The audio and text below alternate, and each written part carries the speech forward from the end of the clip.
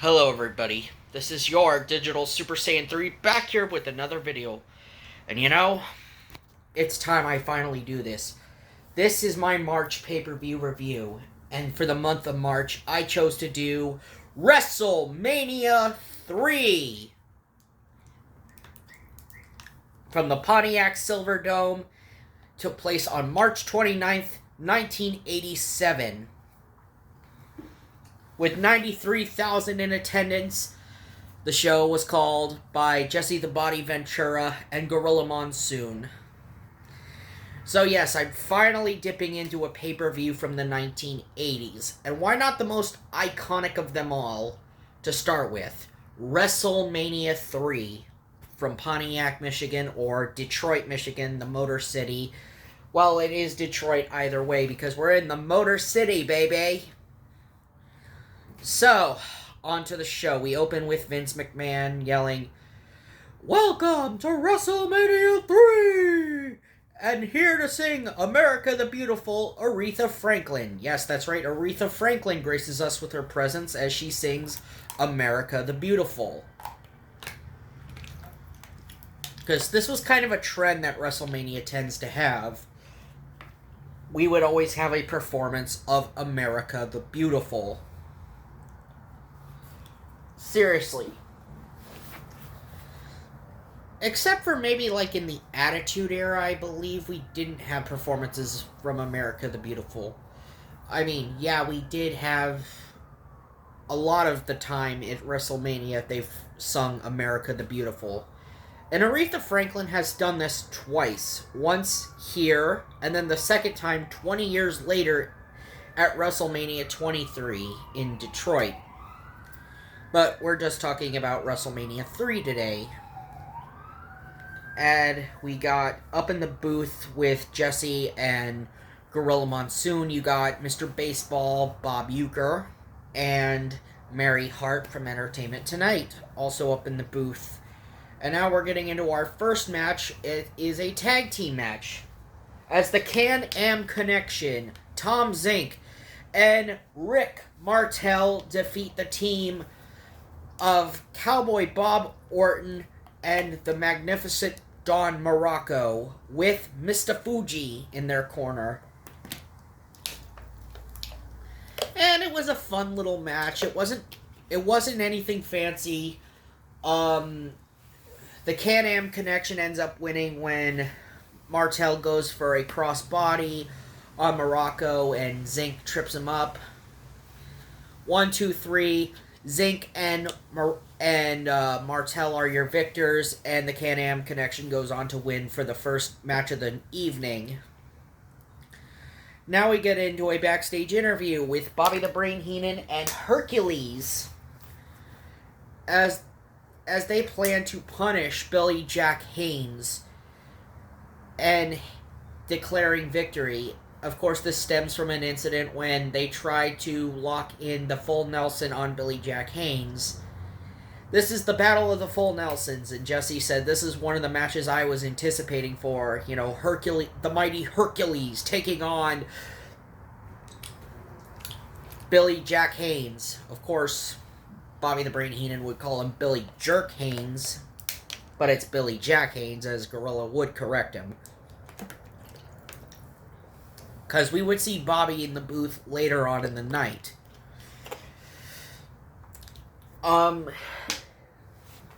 Both men were working each other over. Billy Jack locks in the full Nelson on Hercules, and then they go to the outside, and Billy Jack locks in the full Nelson on Hercules on the outside. Both men get counted out. And then Billy Jack tries to go after Bobby Heenan, and only to be paintbrushed by Hercules and then beaten down by Hercules, and Hercules bloodies him with that chain he carries.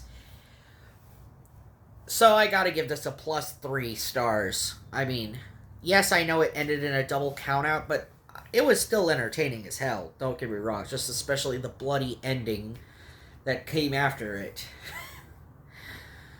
And now we're gonna get into some crap on this show. Oh yes, this show does tend to have some crap. Because, like all WrestleManias, there tends to be some bit of crap on their show that is pretty bad. And this is a mixed tag match as King Kong Bundy with Lord Littlebrook and Little Tokyo take on Hillbilly Jim and Little Beaver and Haiti Kid. Or the Haiti Kid. We have a promo segment from both sides. You know, King Kong Bundy is talking about, you know, if those midgets get involved, I'm going to be stomping some midget asses. I'm going to be squishing some midgets. And Hillbilly Jim talked about how I'm not worried about King Kong Bundy, but I am worried about the safety of my little buddies here. And then we get into the match, and it was nothing really that great. Hillbilly Jim, along with Little Beaver and the Haiti Kid, end up getting the DQ victory after King Kong Bundy roughed up poor Little Beaver. Little Beaver got roughed up pretty bad, and King Kong Bundy's own partners turn on him for his cruelty towards midgets. Sure, the midgets did wrestle each other, but then when King Kong Bundy attacked Beaver, Bundy's own teammates turned on him.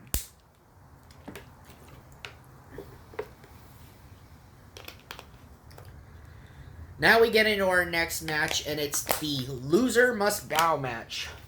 As the King, Harley Race, with Bobby the Brain Heenan and the Fabulous Moolah.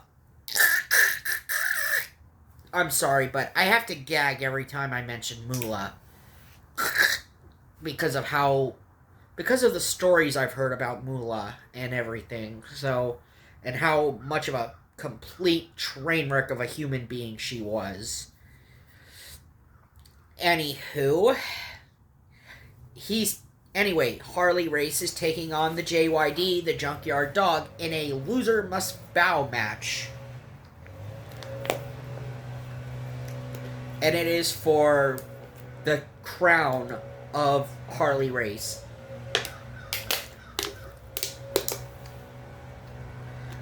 They had been at each other's throats for months. Basically, JYD is talking about America never had no king, he never had no queen. The only person I bow to is the Lord Almighty. And that is some soul hard truth that the JYD just says. And we get into the match. Bobby the Brain Heenan distracts JYD on the ring apron, doing his typical manager shtick. And the JYD gets hit with a belly-to-belly suplex by the King, Harley Race. Harley Race goes for the 1-2-3, and Harley Race is your victor. And, of course, the JYD had to do it. He had to bow, he had to curtsy, but then afterwards, JYD just nails Harley Race with a chair. He nails Harley Race with the chair, but Race gets out of there. But he leaves behind his kingly crown and the jacket, or his cape, I meant to say, the king's cape.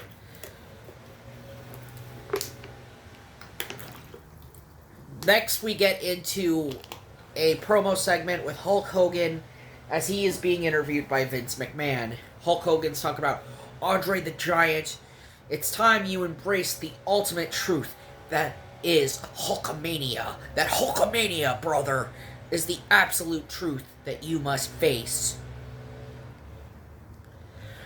And trust me, we're getting more promo segments from Hulk and Andre in the lead up to their match, so don't worry.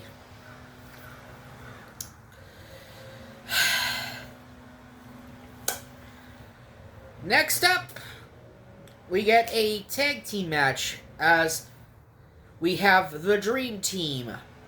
Brutus the Barber Beefcake, Greg the Hammer Valentine, with Gorgeous Johnny V, and Dino Bravo at ringside defeat the fabulous Rougeau brothers, Raymond and Jacques. It was nothing too special or anything. The Dream Team ends up winning thanks to being distraction by Johnny Valiant, and Dino Bravo is the reason why they get the victory here, and it leads to the Hammer going for the 1, 2, 3, and then Hammer, Johnny Valiant, and Dino Bravo end up leaving Brutus Beefcake leaving Brutus Beefcake behind, and there was nothing. Like, Brutus Beefcake, he's, like, disgusted, at what just had gone down. He's just so over it. But next up, we get something really good here. It's hair versus hair. As Roddy Piper, in his farewell match, defeats Adrian Adonis. Defeats the adorable one, Adrian Adonis. Hair versus hair, and Adrian Adonis is being managed by the Mouth of the South, Jimmy Hart. And boy, this was entertaining as hell. This was really, really entertaining.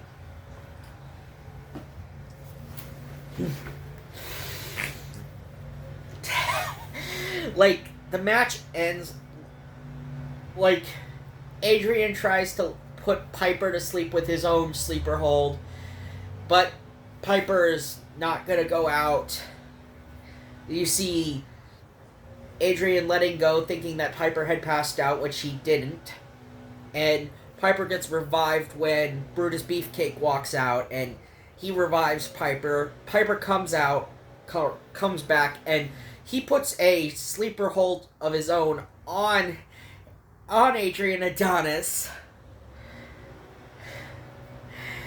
And he puts Adrian Adonis out. And it's night-night for Adrian.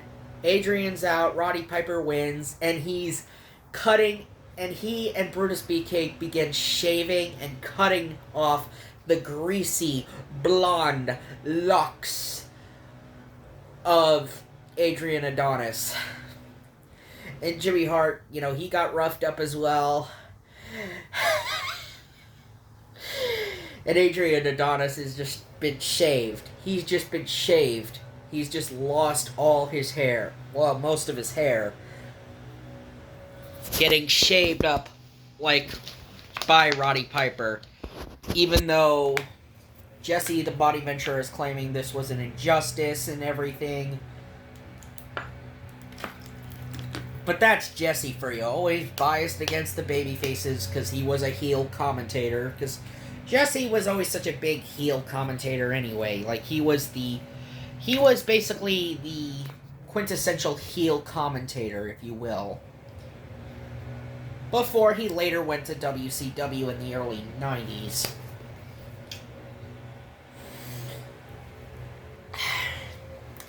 Next up,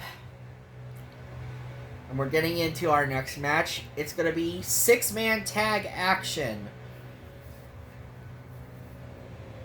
As you have the Hart Foundation and Danny Davis taking on Tito Santana and the British Bulldogs, Dynamite Kid and Davey Boy Smith. Like, before the babyface team of the Bulldogs and Tito come out, you have Jesse Ventura coming down to ringside just to get a standing ovation, and how he gets in Howard Finkel's face and says, "I do tell it like it is. That's how I see it. 'Cause I do genuinely tell it like it is."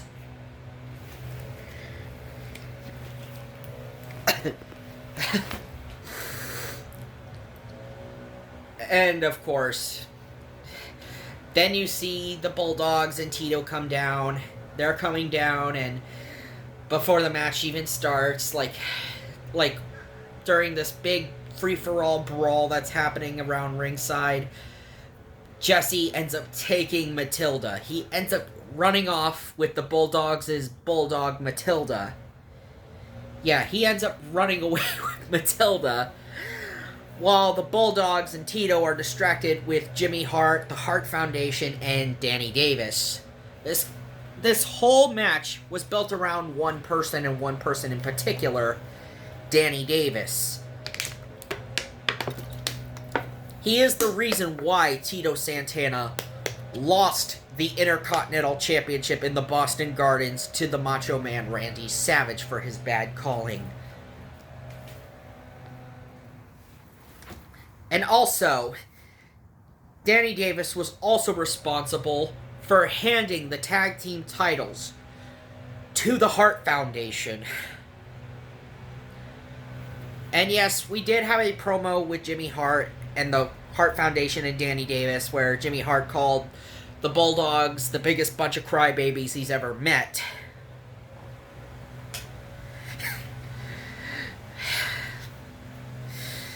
Anyway, this was a really fun match to watch. This was a really fun six-man tag match. The Hart Foundation and Danny Davis ends up getting the victory thanks to all the commotion that's been happening. Danny Davis just nailed Davey Boy in the head with Jimmy Hart's megaphone and gets the victory. So, yes, this was the second time we did see the Colonel Jimmy Hart, and not going to be the last time we see Jimmy Hart on this show. But trust me, this was a really fun match, and really great working, or a great workmanship by all six men in this match, especially, the Hart Foundation, who are the World Tag Team Champions. Gotta say, if I had to pick my favorite tag team of the Golden Era, probably gotta say the Hart Foundation. I gotta say, because I like Bret Hart, and not just because Bret was a great singles wrestler, but because Bret was also someone who could also work well in the tag team division. But yeah, the Hart Foundation definitely would be my favorite from this era. No doubt about it.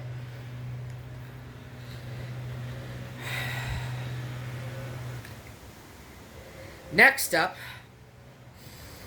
we get into our next match as the Doctor of Style, the Slickster, accompanies the Natural Butch Reed as he defeats Koko B. Ware. That's right, Koko B. Ware.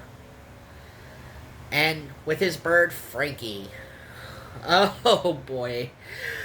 Yeah, this was not a great match by any means. Butch Reed did get the victory, thanks to some shenanigans involving Slick.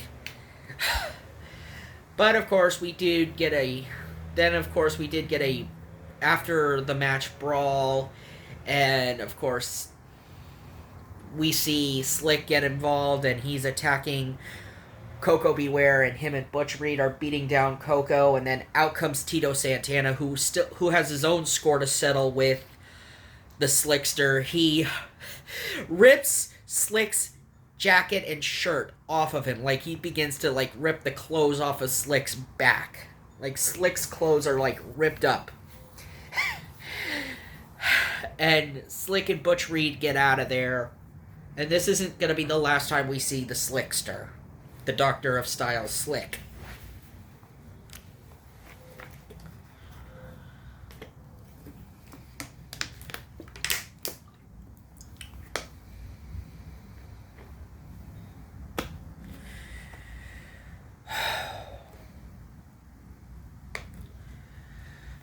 Next up is the match that stole the show.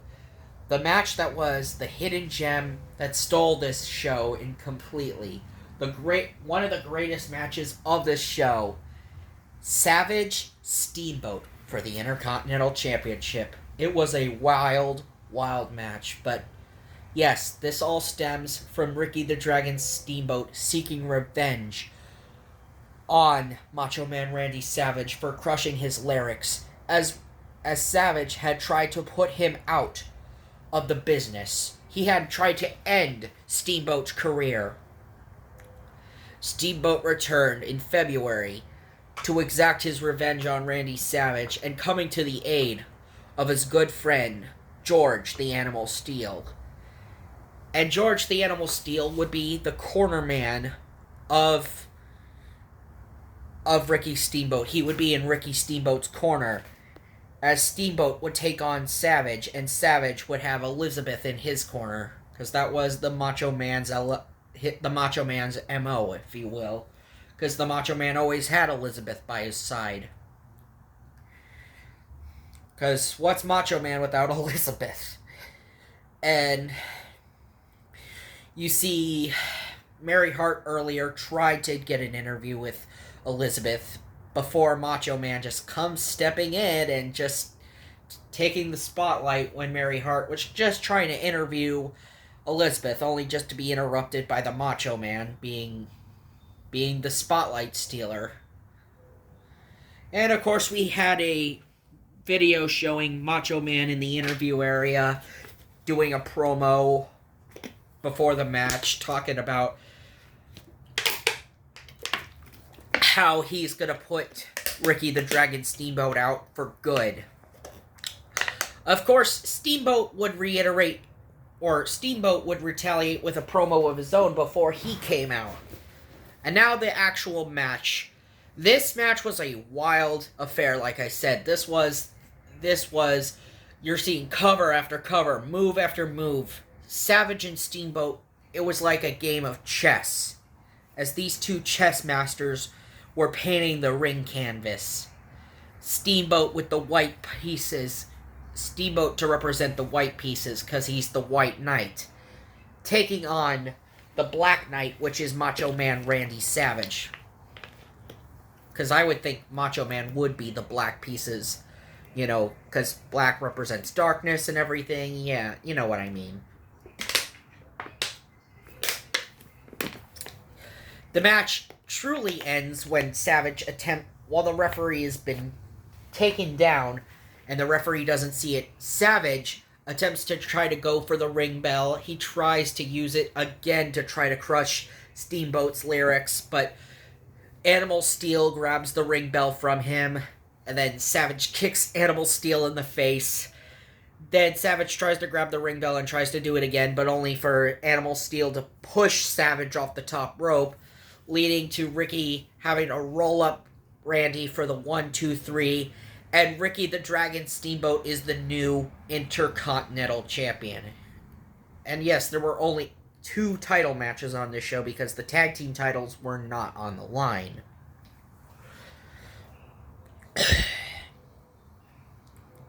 And we're not done yet. Next up, we have the Honky Tonk Man with the Mouth of the South, Jimmy Hart, as they prepare to take on and defeat Jake the Snake Roberts with Alice Cooper in his corner. And yes, this stems from the guitar shot that Jake had taken on the Snake Pit by the Honky Tonk Man, when the Honky Tonk Man and Jimmy Hart orchestrated an attack on Jake the Snake Roberts. Of course, we have a promo with Jake Roberts and Alice Cooper, and talking about how Detroit is, the city and the birthplace of heavy metal.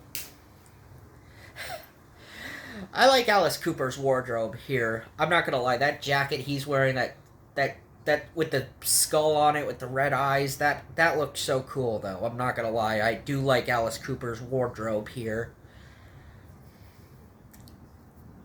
And yes, now we get into the match itself. And this was indeed a grudge match. And this was a very fun match to watch. I'm not a big Honky Tonk fan. I'm not a big fan of the Honky Tonk Man, but this was really, really entertaining. I mean, sure, it had a hard act to follow up the Intercontinental title match between Savage and Steamboat. But, it did its job well. It was very entertaining. It was a really entertaining matchup. The match ends with a handful of tights. Honky Tonk Man grabs the top rope, as well as a fistful of Jake's tights, with the 1, 2, 3, and Honky Tonk Man is your winner. And then, of course, Jake attacks Honky Tonk Man after the bell. He tries to hit Honky Tonk Man in the head with his own guitar. The Honky Tonk Man's guitar gets shattered on a ring post. But Honky Tonk briefly leaves briefly leaves Jimmy Hart behind. And then Jake and Alice Cooper attack Jimmy Hart with the snake. Then, they try to wrap the snake around Jimmy Hart until the Honky Tonk Man comes back and he pulls Jimmy Hart out of the ring. Really good stuff here. Now we get to our last bit of crap on this show. And this was probably the worst tag team match on this show. And it is the Iron Sheik and Nikolai Volkov with the Doctor of Style Slick defeating the Killer Bees via disqualification, thanks in part to Hacksaw Jim Duggan. So before the beginning of this match, when Volkov, Sheik, and Slick were out inside the ring before the Killer Bees made their entrance, Slick, or shall I say Nikolai Volkov, tries to sing the Russian national anthem or the Soviet national anthem, whatever. Because this was during the time of the Cold War, after all, and of course you have Nikolai Volkov, who is the quote-unquote Russian guy, and, he's trying to sing the national anthem of his homeland. Then out comes Hacksaw Jim Duggan in all black clothes, wearing a red, white, and blue bandana, and he's carrying the 2x4 with a little American flag attached to it. And then says to Volkov, you're never gonna sing the Russian national anthem because this is America. This is the land of the free, the home of the brave.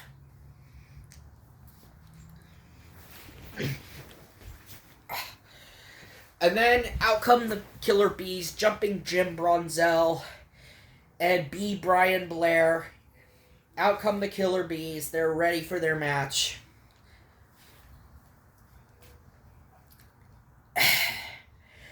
And yeah, this was really not a good match. The match ends like when the Iron Sheik has B. Brian Blair in the camel clutch. He's putting the camel clutch on him.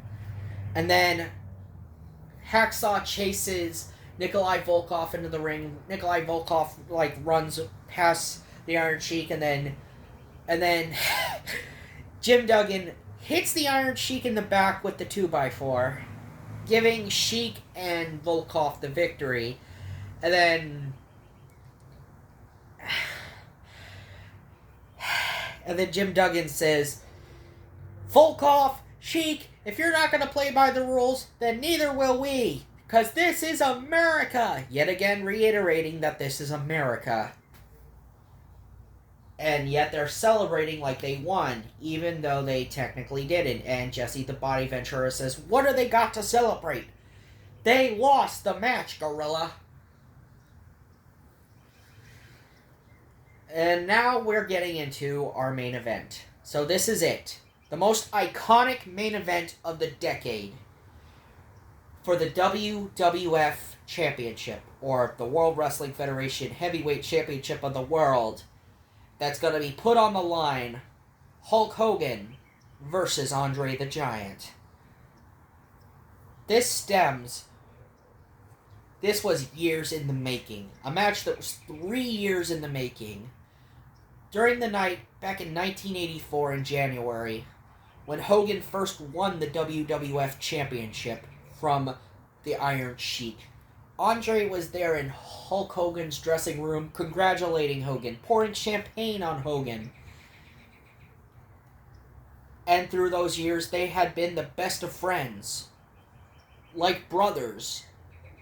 But then, during Hogan and Andre's trophy celebration, where Hogan had a big trophy where it was to commemorate 3 years of him being champion,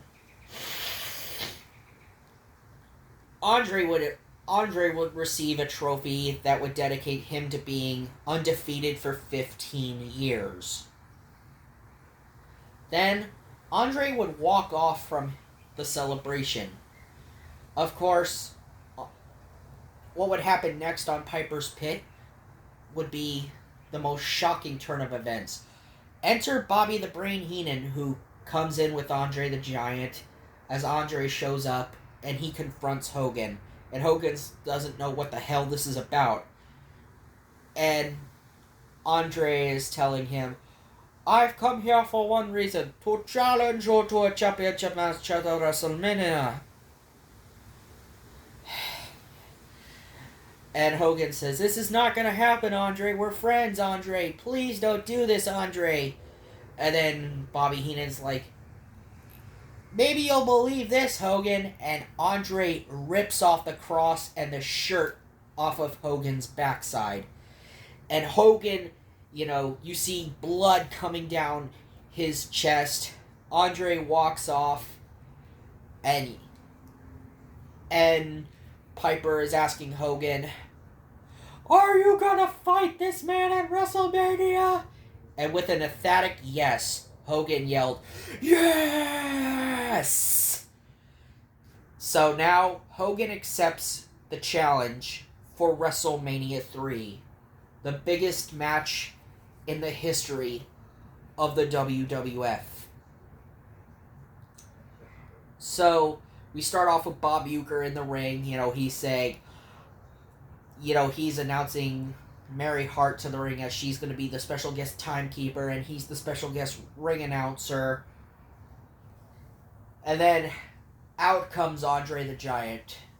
He is flanked by Bobby Heenan, and Bobby Heenan is wearing a much different suit than we saw him earlier.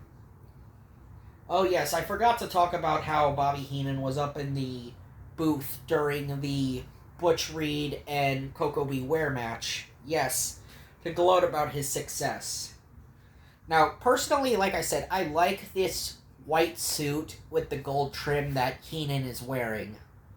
I'm not gonna lie, the suit Heenan is wearing is probably the best suit he's worn, during the show, because earlier he was wearing a black suit, and then, of course, he later changed into this suit, especially to get ready for this main event.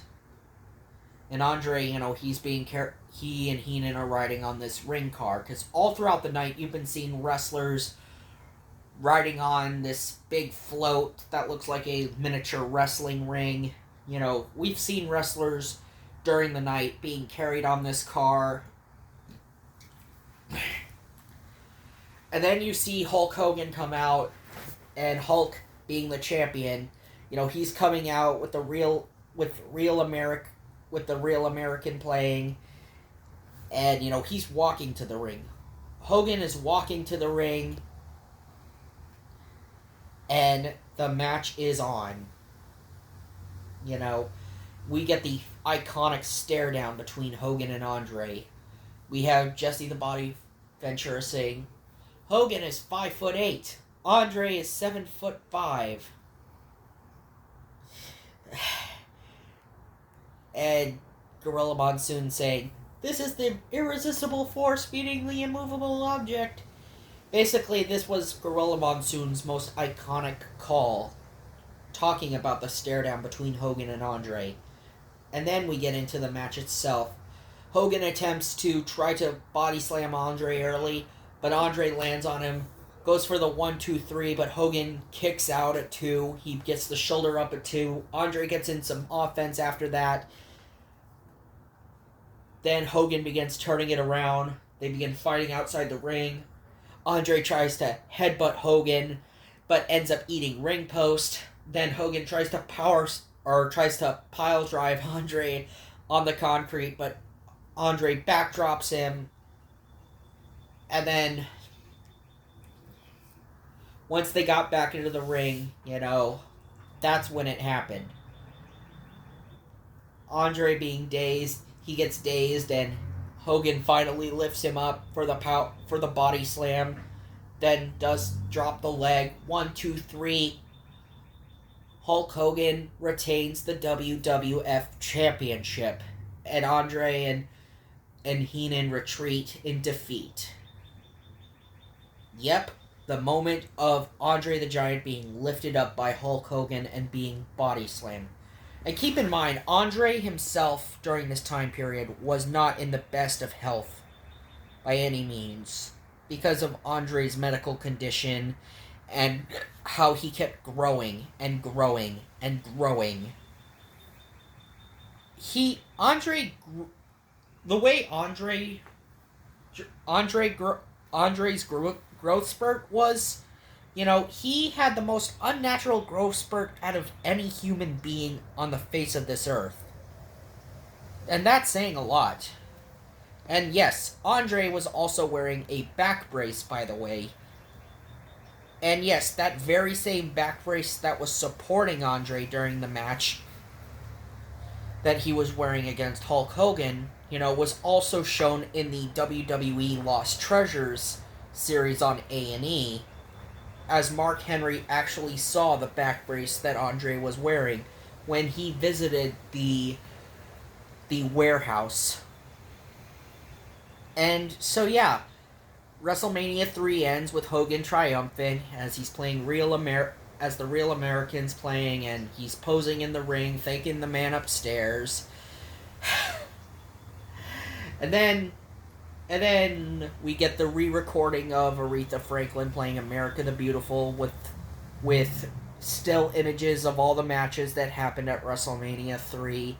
And that's how WrestleMania 3 caps off, with a recap of what we were seeing. So yes, this has been WrestleMania 3. Final thoughts? It was a great show for its time period, and it was a product of its time period and a part of wrestling history. History in the making that will never, and I mean never, be topped or forgotten. But yes, WrestleMania 3 was the blueprint of having to be one of the best WrestleManias of all time. Is it one of my personal favorites? No, but I do understand why a lot of people have WrestleMania 3 in high regards.